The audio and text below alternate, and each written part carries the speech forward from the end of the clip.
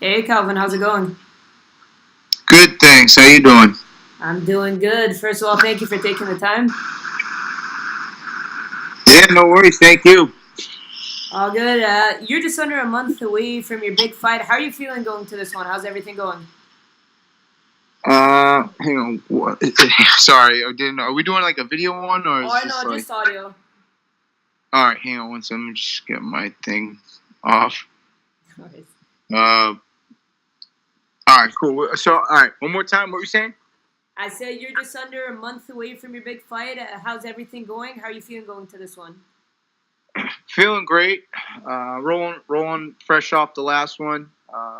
I'm happy to have my teammate Kyle Bochniak back on the same card again with me. He was fighting on the Boston card last event, and we're both riding the momentum into UFC 223. Absolutely, and you've really made an impact since debuting on short notice in the UFC with a win over Andre Fili, who's been doing very well himself. Then you knock out the surging Shane Burgos as a slight underdog in your hometown. Describe to me what the whole experience was like fighting in Boston. It felt great. It was a culmination of my whole career up to this point, but I do see bigger. I think we're still just scratching the surface. It was great. The debut I had 2 weeks notice, and in Boston I had 10 weeks. So it felt great to actually get to put together a full camp in front of my hometown crowd and go out and do what I know I was capable of doing. Nice, and you got a fight of the night bonus as well. How good did it feel to get the finish? It's been quite a while since your last finish, not for a lack of trying, of course, but it must have felt great to get the finish in your biggest fight to date. Oh yeah, you better believe it. And then that bonus, just consider it.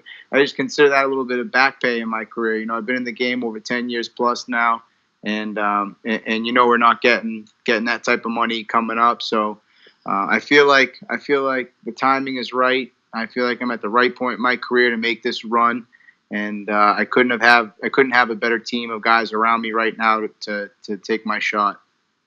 Definitely. And now you draw Renato Moicano. He's super underrated himself. I mean, he suffered his first career loss in his last fight against current number one contender Brian Ortega in a fight that he may have been winning had he not got caught. Do you agree with that?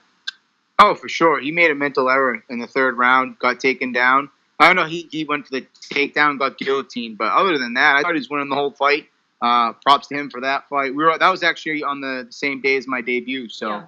um, we were familiar with each other. I was actually in Brazil for the Rob Font fight, and we were in the stands together. And we were actually having a quick combo, watching the fights, and we finished it off by saying, "One day we'll fight." And maybe one day we'll fight. And here we are. We're two underrated guys, I think, in the division. And I think it's been a quiet road to where we are right now. But I think from here forward, I think we're going to start making waves. Nice. And what do you make of him as a fighter? How would you break down his skill set? I mean, he's a tough kid. You look at the top 15; they're all well rounded. They're all tough. Everybody in the UFC is tough. It's really about who goes out there, puts together a good game plan, and executes. I think he's shown he's able to do that. If you've seen how he's fought with Jeremy Stevens, and then how he's fought Brian Ortega, two totally different style matchups and fights. And I felt like he fought each one smart, but obviously he made the quick mental error in the third round with Ortega. So he's definitely going to be a tough test, probably one of the tougher ones to date, but I'll be ready. Nice, and you guys have a great placement on the card as well. I mean, right before the co-main in the biggest card of the year so far, and arguably in New York as well. Did you have dreams growing up of wanting to fight in New York? I know it's not NYC, but it's still New York and in a massive card as well. Yeah, for sure. I mean, we went from Cali to Boston, and we were in the same placement on the Boston card. That was kind of a jump up. This one will be much of the same as the last, just different venue. Which coming from Boston and going to New York, it's not too crazy different. Other than the fact that I already got to experience my hometown crowd. I'd love to fight, New York, Vegas, and then from there, I'll go wherever. But that's pretty much the three main stops I like to make here in the United States. Is Cali's off the list, Boston's off the list, New York will be off the list, and then that just leaves Vegas. Awesome, and this is quite a quick turnaround for you. I mean, earlier in your career, you were forced to sit out a couple of years. I think it was 2014 and 2015 due to a hand injury. So are you anxious to get in there and ride that momentum? Because, like you said, this has been a long career for you. Yeah, for sure. It's definitely important for us to ride this momentum. Like I said, we have a group of guys around us right now, and I feel like we're all doing that. If you look at New England MMA as a whole, I think it's growing. I think we're all growing here in this area. It's great to see. It's great to be a part of. Like I said, I've been in the game for over a decade, so I've seen New England MMA grow in the past 10 years, and I'm really just happy to be a part of it and somewhat at the forefront with Kyle, Rob, and Joe Lazon fighting on the same card. We've been sparring down there on Saturdays with Lazon, so I'm excited to be on the card with him. I grew up watching him and a lot of the other guys, and it's really exciting to be sharing the locker room with these guys and going out and competing. Definitely, and I was going to ask you, tell me a little bit about this training camp. Who are some of the guys that you've been training with in preparation for this fight? Well, my number one training partner is Rob Font. I'm very fortunate enough to partner alongside of him. We've been training together for a few years now.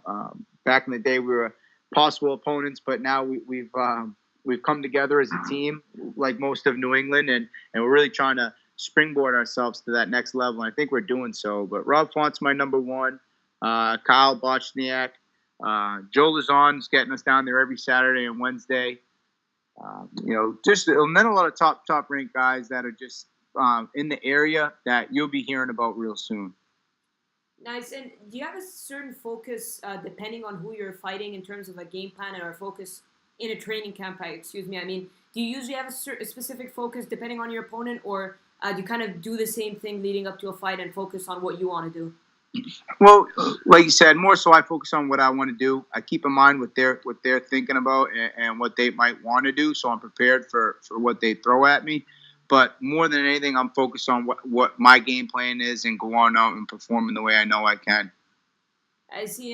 And would you consider yourself like a fan of the UFC? Do you watch fights often? Do you study your opponents, or do you leave that up to your coaches? So I leave that up to most of my coaches and more so my management as well. We put together a good game plan. They tell me who we're fighting, and my job is to show up in the gym, work hard every day, work on improving my skill set, and then just be mindful of what the opponent brings to the table and go out and execute. And so far, I feel like we've done a good job, and I'm just happy to have the group of guys around me that I have. I really think that we're on something special. Nice. And do you watch like other guys in your division? Do you tune in every Saturday night for the fights? Do you pay attention to the featherweight division, or just kind of like wait? Well, I am now. For the most part, I kind of just caught the UFC events casually, just seeing who was on. Just enjoying whatever kind of fights might have been. But you better believe I was watching the Jeremy Stevens and Emmett, right? Yeah. I was watching that fight. I pay more attention now to the guys in my division, especially the ones ahead of me in the rankings, because I know that they could all become possible opponents at this point. And as a professional, it's important to know who is where you want to be if you want to get there. So I'm definitely being more mindful of, especially the fights in my division with guys ranked above me. And did you imagine that things would happen for you so fast? Taking that short notice fight over a guy like Andre Fili was kind of floating around, close to the top 15, getting win over him, and then getting Shane Burgos, and now being ranked at number 15 and getting a guy ranked above you. Did you imagine that it all happened so fast when you joined the UFC? No, I had always dreamt to get my opportunity, my shot. After that 3-year layoff and kind of got a little stagnant with, I had bought an MMA promotion that I had previously fought for. So I run MMA events now in my area in New Hampshire, like 4 times a year. So I kind of was just really focused on that. Didn't really know, how things are going. I always stayed training. And then when I got my shot, it's been a hell of a year, I'll tell you that. But they say, you got to put in 10 years of hard work before you get the best year of your life. And I feel like that's where I'm at right now. I'm just I'm riding the momentum of all the hard work I put in over the last 10 years, and now I'm trying to change my mindset to expecting not being complacent with just the 1 or 2 W's or just being here. Now I want it all. I just got a taste of it, and it tastes good. Definitely. And where do you feel like a win over Moicano will put you in the featherweight division? I'd say he's ranked 11th right now, so somewhere above that would be fine by me. I want to go out just. More than anything, just get my hand raised. However that's got to happen. I'd like to have it be in spectacular fashion, but I'll settle for a W, man. Like you said, it's gonna be a quick turnaround. So I just want to go out there, and just as long as I know I can perform, up to my capabilities, I'm happy. Moicano's a tough kid, and the Barclays Center's in for a fun night. And I think where we are in the card, I think the UFC gets that as well. I think that's why we're there. Definitely. Are you gonna have any friends and family coming to watch the fight? Oh, for sure. We're gonna, so when Burgos came down and fought me in Boston, he had a bunch of buses, had a big support crew come down. Thought that was really cool. You're gonna see much of the same with me going to New York now to take on Moicano. Nice. And finally, one last thing. I appreciate your time. How does your fight with Moicano go down? How do you get the job done? I really don't like calling victories. At the end of the day, you're going to see me get my hand raised. That's 10 in a row. This one's going to be 11. And, I'm just blessed to have the opportunity to go out and perform and put on a show in front of the New York crowd. And, everybody should definitely tune in because you're not going to want to miss it. Are you hoping for another bonus, of course? Oh, hell yeah. Yeah, I bought a car. My last one, it was long overdue. I needed one. It was on its last leg, but now I want another one. Awesome. Well, Calvin, thank you so much for your time. I appreciate it, and best of luck April 7th. All right, thanks, Brad. I appreciate your time. Have a good night.